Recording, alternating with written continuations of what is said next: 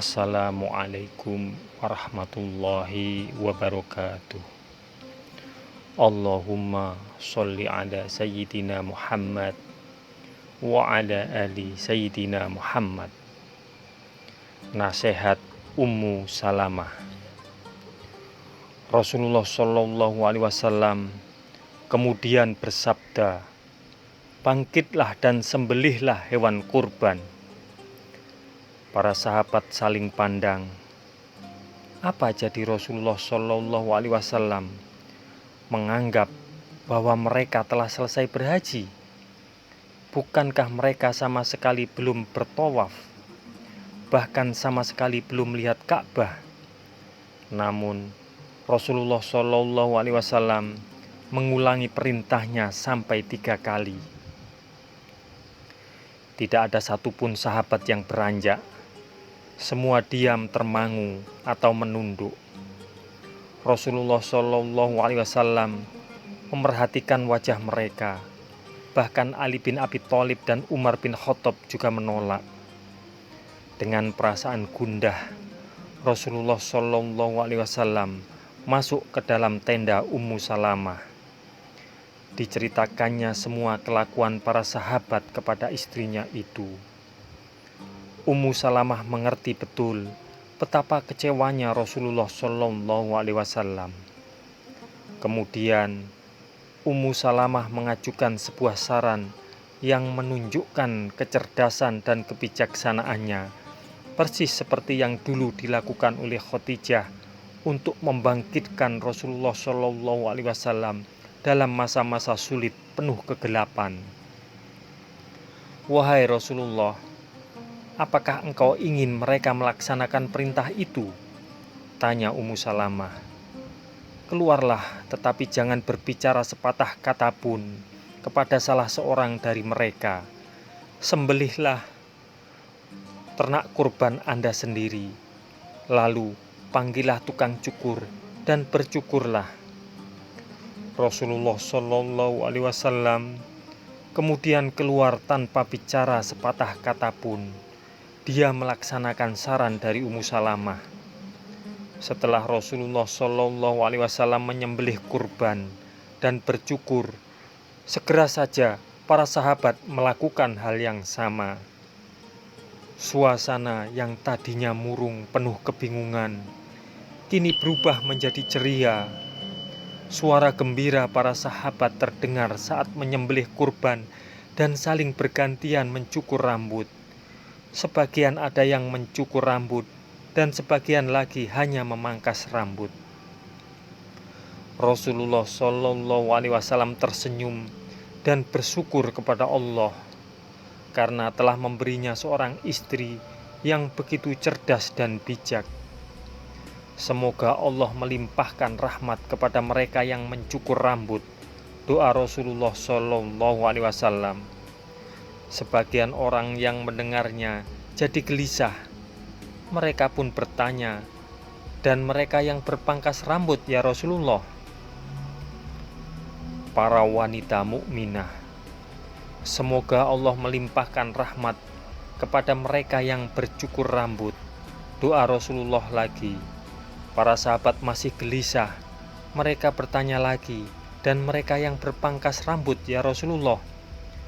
"Dan mereka yang berpangkas rambut," jawab Rasulullah Shallallahu Alaihi Wasallam akhirnya. "Rasulullah, mengapa doa buat orang yang bercukur saja yang dinyatakan, bukan buat yang berpangkas rambut?" "Karena mereka sudah tidak ragu-ragu." Demikian jawab Rasulullah Shallallahu Alaihi Wasallam. Umar bin Khattab sangat menyesal karena sempat menyaksikan keputusan Rasulullah Shallallahu Alaihi Wasallam dalam perjanjian Hudaybiyah.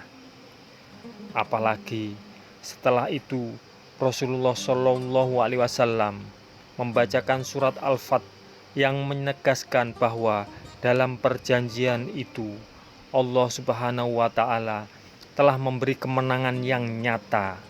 Legalah hati Umar mendengar firman Allah itu, "Inna fatahna laka fatham mubina."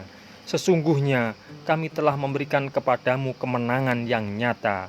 Surah Al-Fath. Umar berkata, "Setelah itu, aku terus-menerus melakukan berbagai amal, sedekah, saum, sholat, dan berusaha membebaskan diri dari apa yang telah kulakukan saat itu. Aku selalu dibayangi kelakuan itu. Aku selalu berharap semoga semua itu merupakan kebaikan." Tidak lama setelah mereka tiba kembali di Madinah, datanglah serombongan wanita mukmin yang melarikan diri dari Quraisy. Kemudian menyusullah para wali mereka yang menuntut agar wanita-wanita itu dikembalikan sesuai dengan perjanjian Hudaybiyah. Akan tetapi Rasulullah Shallallahu Alaihi Wasallam menolaknya karena dalam perjanjian disebutkan kaum wanita tidak termasuk mereka yang harus dikembalikan. Dalam Al-Quran surat Al-Mumtahanah membenarkan tindakan Rasulullah Shallallahu Alaihi Wasallam ini. "Hai orang-orang yang beriman, apabila datang berhijrah kepadamu perempuan-perempuan yang beriman, maka hendaklah kamu uji keimanan mereka. Allah lebih mengetahui tentang keimanan mereka. Maka jika kamu telah mengetahui bahwa mereka benar-benar beriman, maka janganlah kamu kembalikan mereka kepada suami mereka yang orang-orang kafir. Mereka tiada halal bagi orang-orang kafir itu, dan orang-orang kafir itu tiada halal pula bagi mereka. Dan berikanlah kepada suami-suami mereka mahar yang telah mereka bayar, dan tiada dosa atasmu mengawini mereka apabila kamu bayar kepada mereka maharnya. Dan janganlah kamu tetap berpegang pada tali perkawinan dengan perempuan-perempuan kafir. Dan hendaklah kamu minta mahar yang telah kamu bayar, dan hendaklah mereka meminta mahar yang telah mereka bayar. Demikianlah hukum Allah yang ditetapkannya di antara kamu, dan Allah Maha mengetahui lagi Maha bijaksana." Surah Al-Mumtahanah.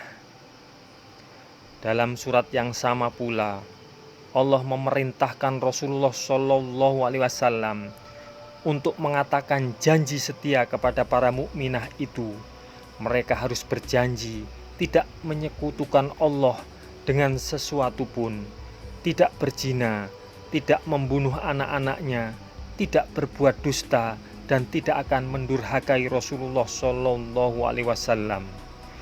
Para mukminah itu pun menerimanya. Abu Basir. Ada satu orang lagi yang mempunyai nasib seperti Abu Jandal, namanya Abu Basir. Ia datang ke Madinah dan minta agar Rasulullah Shallallahu Alaihi Wasallam mau menerimanya.